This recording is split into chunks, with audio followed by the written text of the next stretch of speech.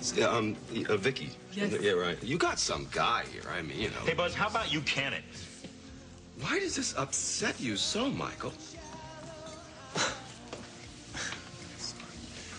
Hey, man, relax.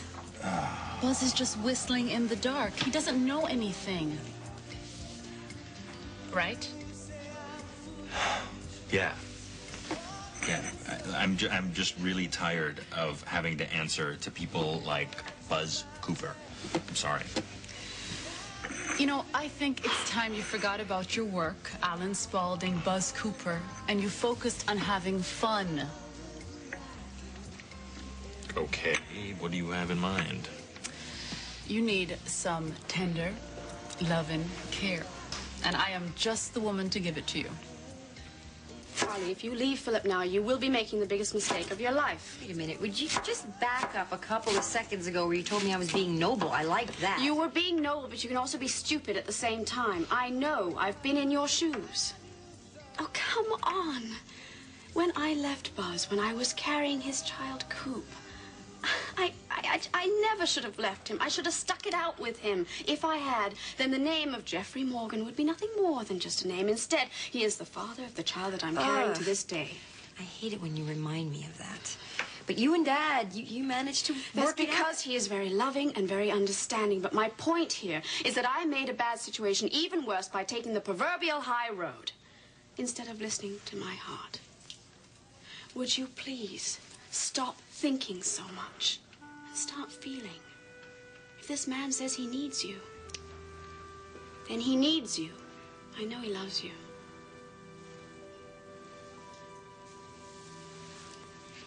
How dare you question her fitness as a mother? That's our job, Mr. Spaulding. Well, you know what? You can take your job. Philip. We don't want these people to think that either one of Lizzie's parents make a habit of flying off the handle. I really don't understand where this is coming from. Yes, Lizzie was involved in an unfortunate crisis situation, but not because I am a bad mother. One might argue that she wouldn't have been in a crisis situation if it hadn't been for your actions. Now, you listen to me. I have always done everything I can for my daughter, and I would do anything to protect her, and that is exactly what I was doing when I tried to take the blame for Carl's murder. I was trying to protect her from questions and from prying eyes and from people exactly like... As your attorney, I'm advising you to stay calm. I understand you're upset, Miss Raines. I really do. I'm a mother myself. What you have to understand here is that this situation we have here is... it's highly unusual, to say the least. And just because a child is raised with every material advantage doesn't mean there can't be problems in a home. Well, okay, fine. So maybe there's some problems. What home doesn't have problems? That doesn't mean she's a bad mother. No one said she was. Then why are you questioning me having custody of Lizzie? This is about what's best for Lizzie. Ross, I have always done what is best for Lizzie. Look, in a situation where a child commits a crime like this, the issue of custody is bound to come up, and that's why I'm here to protect your interests. Okay, well, you know what? You don't need to protect Beth's interest. Let me make this as simple as I possibly can. She is a great mother, and she always has been. However, if I thought for a second that my daughter's well-being were being compromised in any way, I guarantee you I would rectify the situation immediately. Okay? Now, I thank you for stopping by, but I don't need the state to be protecting my daughter as long as there is any breath left in my body. I'm sorry, Mr. Spaulding, but I find your vigilance leaves a little something to be desired. Your wife was the longtime victim of verbal and physical abuse. Your daughter witnessed that abuse, and you did nothing. Well, I didn't know it was happening. Why? Because Miss Raines didn't tell you. Oh, okay, wait a minute. Just because I was involved in an abusive relationship does not mean I am an unfit mother. I broke off that... Even so, the court can reevaluate the custody of a minor when environmental factors in the home give us reason to. And I must tell you that abuse is at the very top of the list. And abuse is no longer going on. Carl is dead. The scars of that abuse are still with Lizzie. And Lizzie is in therapy. Please, don't take this as a personal attack. We're just trying to determine what's best for your child here. Well, how is browbeating her and threatening her custody of Lizzie going to do anything for our daughter? Hindsight is often 20/20, Mr. Spaulding.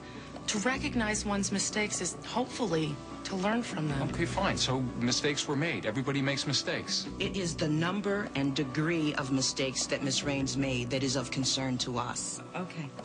Okay, I know that I was wrong to lie about killing Carl. I'm afraid that's just the tip of the iceberg. I think what they want here are a little more facts and a little less posturing.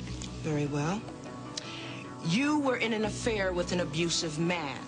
You lied about Carl Stevens' death. To protect my daughter. You cut a deal with former District Attorney Ben Warren based on that lie. I didn't have any choice. Then to seal the deal, you had an intimate relationship with Mr. All right. Warren. All right, that's enough. Leave my wife alone.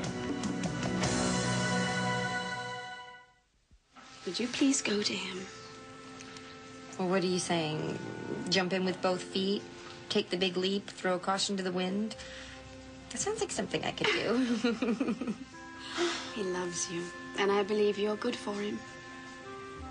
Thank you, Jim. Oh, I'm so glad you're back. I owe you. Okay, about 1 million diaper changes and we'll be even. Well, maybe we have to talk about that. Hey, you found it? Hey, what, kid? How are you holding up? Me? Yeah, you. Me? I am fine. I'm just fine. Yeah? See ya. She's not just fine, is she? Nah, she's torn up about this situation. I think she's afraid she's going to make it worse. There's just something I can do to help her. I know, but I think you're the wrong gender. Well, at least she has you to talk to. I don't mind talking to my soon-to-be stepdaughter. Oh, God. I thought. It'd be a heck of a family. Come here. We can have it all, Joshua. We can have our own wonderful life together. It'll be like a new beginning.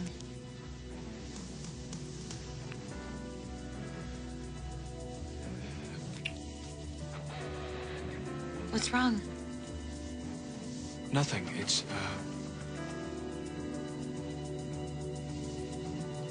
the ring. You're not wearing the ring.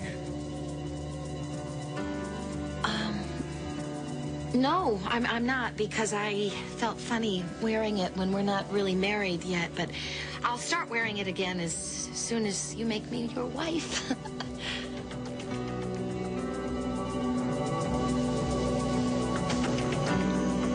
has to know that it's her, not me.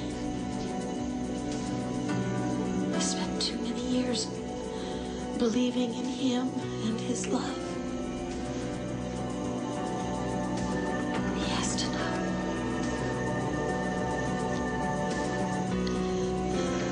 His heart will lead him back to me. Just like always. Always.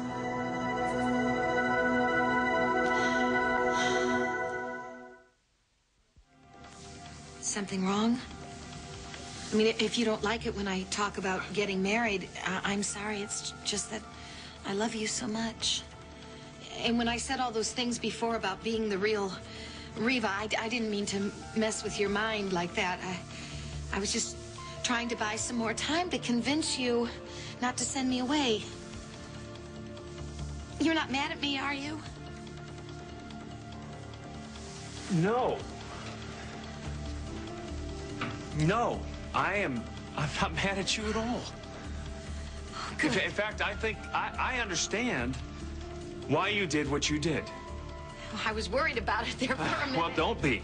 Don't be worried. In fact, you know, I think that I have not given you enough credit to this point, but that's going to change tonight. Change? Yes. How? Yes. I think someone with your devotion deserves something very special in return. So I'm gonna go out for a bit, and I'm gonna get something. I'm gonna do something that's gonna make tonight very special, a night to remember. You mean you want me after all? You're not gonna send me away? I don't want you to leave this room tonight. Oh, Joshua, you don't know how happy you're making me. Well, just keep it in mind, okay? And I will be back as quick as I can. I'll be waiting. I'm counting on that.